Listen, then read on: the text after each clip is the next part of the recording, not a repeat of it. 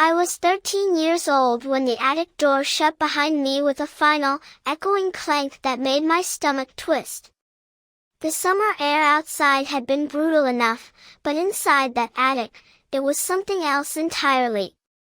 The heat wrapped itself around me like a living thing, pressing against my chest, suffocating, relentless. I remember the thick smell of dust, wood rot, and old insulation. My skin was already sticky with sweat from being dragged up 2 flights of stairs, and the second that lock clicked shut, I knew something had changed. Not just in that moment. Something deeper. Something permanent. I had only said no. Just once. I didn't scream, I didn't curse, I simply said, I don't want to go to church today. I don't believe what you believe anymore. That was it. That was all it took. My mother's face twisted with something I hadn't seen before. Not anger, she was used to being angry. This was colder. It was like disappointment wrapped in disgust, like I'd betrayed some sacred oath. My dad didn't even speak. His silence was worse. He grabbed me by the wrist, hard, and marched me up the stairs. I didn't fight him. I couldn't believe it was happening. I still thought, maybe they're bluffing. Maybe this is one of those weird scare tactics. But they weren't bluffing. My dad shoved the attic door open with the weight of someone who'd planned this before. Like it was always an option. I barely had time to protest before he pushed me inside and slammed it shut behind me. The sound of the padlock clicking echoed louder than anything I'd ever heard. I started banging on the door. Kicking. Screaming. Let me out. Please. It's too hot. No answer. At first, I was sure they'd come back in a few minutes, that this was some insane punishment meant to scare me. But the minutes crawled. And the heat rose. There was no fan. No windows. Just tiny slits near the roof that let in streaks of blinding sunlight and even more heat. I tore off my shirt, desperate for air. My skin itched from the fiberglass and my lips dried and cracked so quickly it felt like my body was shrinking into itself. I screamed again, hoarse this time, but the house stayed quiet. When they finally opened the attic door, it was dark. I'd lost track of time. My throat was raw, my clothes drenched, my body trembling from dehydration and panic. My mother just looked at me and wrinkled her nose, like I was something she'd found rotting behind the fridge. My father didn't even look. He just walked away. They didn't ask if I was okay. They didn't offer me water. No apology.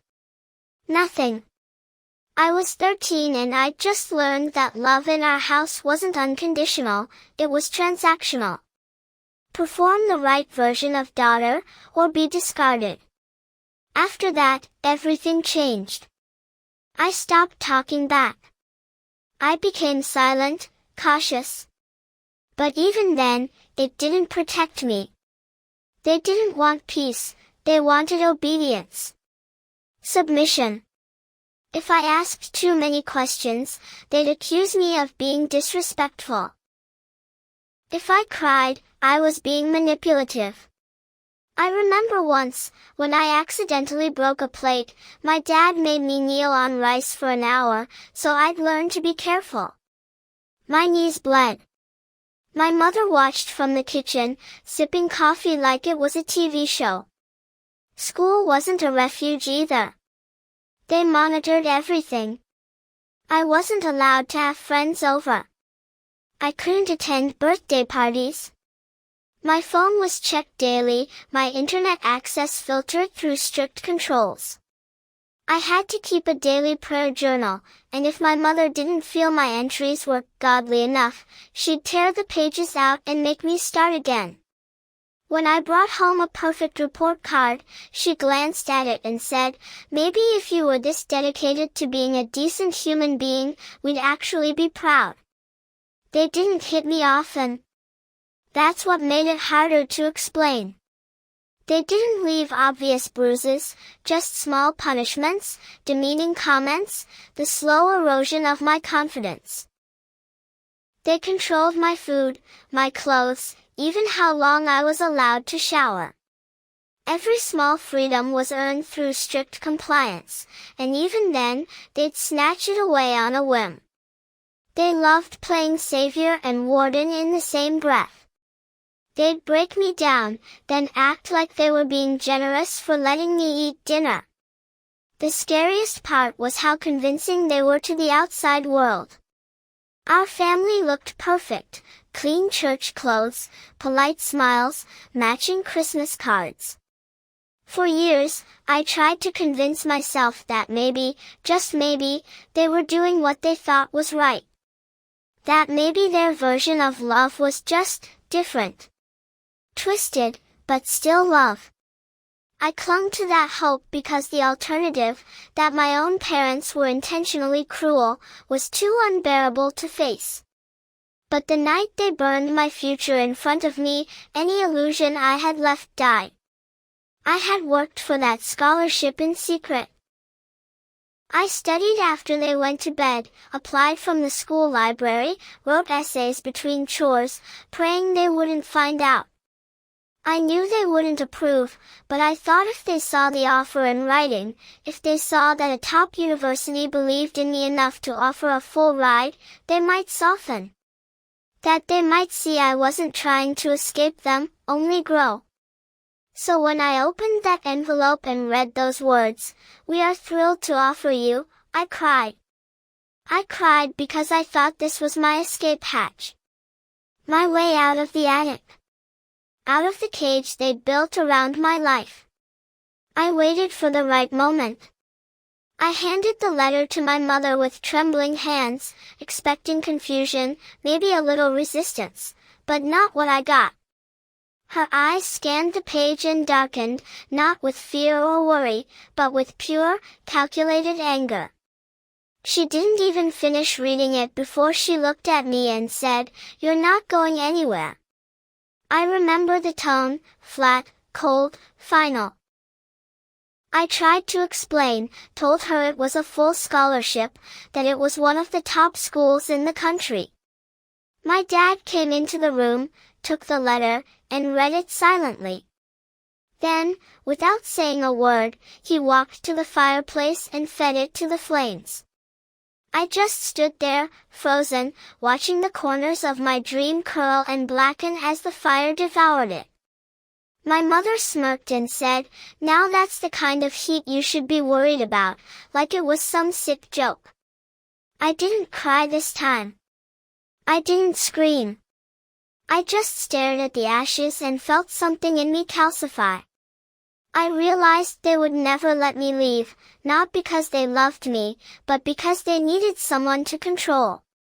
Someone to own. After that night, I stopped pretending they would ever love me the way I needed to be loved.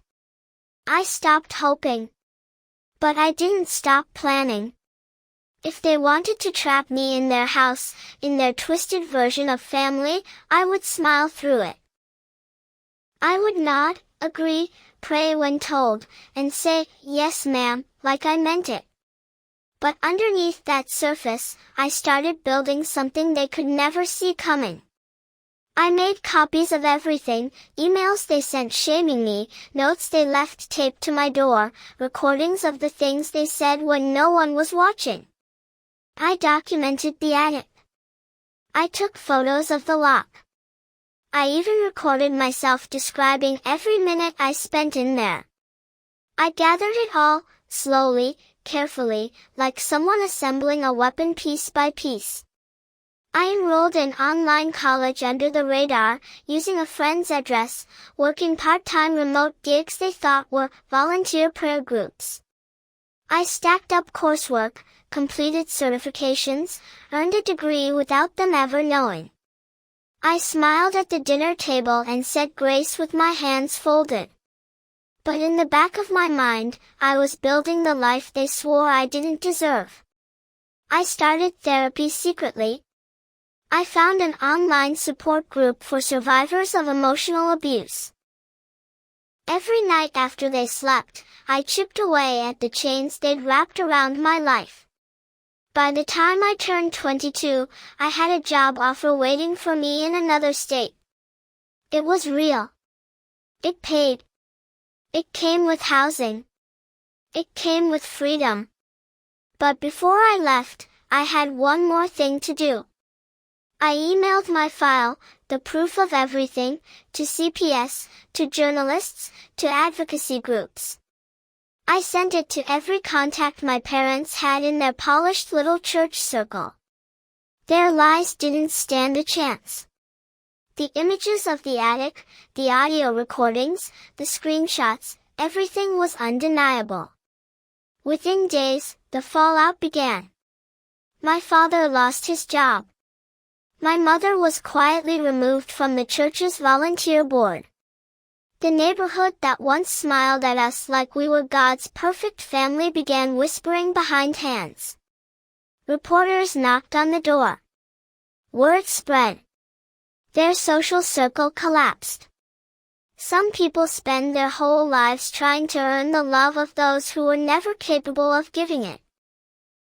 I spent my childhood twisting myself into shapes they demanded, quiet, obedient, small. But no matter how much I bled, sweat, or broke myself down, it was never enough for them. It was never about love. It was about control. About power. About owning me. But I took that power back. Not through violence. Not through screaming matches or begging.